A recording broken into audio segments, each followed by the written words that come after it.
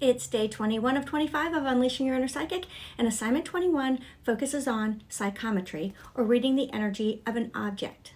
For this assignment, and actually for the last 5 assignments, you need a partner. Doesn't have to be someone who wants to be psychic like you. It can be a partner or just someone who's open-minded, anyone who's willing to go along and help you to further develop your abilities.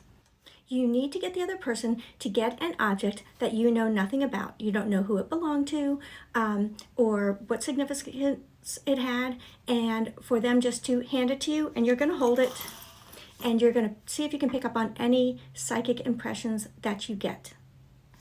Be sure to tell them to choose an object that they used often or wore a lot. Right here I've got my dad's medic alert. You can see just how it was worn every single day. He wore it most of his entire life because he had many medical conditions. So it would retain a lot of his energy, just like this ring that belonged to someone else. You can also use something like, again, this is for my dad. This was his golfing hat. He wore it all the time. So although it's not metal, it will retain a lot of energy. You do not want something like a candlestick that someone gifted you that they did not handle on a regular basis. Again, you're reading the energy of the object, and that energy comes from the person that handled it or wore it. So be certain that it has enough of the energy for you to pick up on it.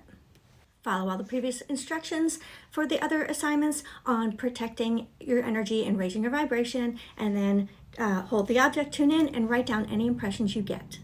Now, most of the impressions that you get, if not all of them, will be, as I said, psychic impression. You're just reading energy, the energy of the object. So you might pick up on, you might see a color, you might see, or feel that this belonged to a male, belonged to a female, perhaps an age associated with this person, when they wore it, or what was going on in their life. It could be many, many things. What most of you probably won't be doing is picking up on, doesn't involve mediumship, right? It's your psychic abilities. You are tapping into energy as opposed to actually communicating directly with someone.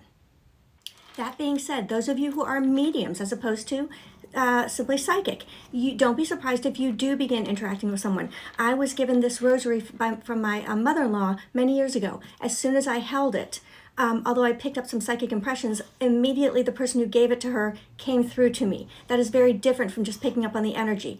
It was the priest that gave it to her, and he communicated with me just like anyone does who crosses over. So don't be shook if that happens.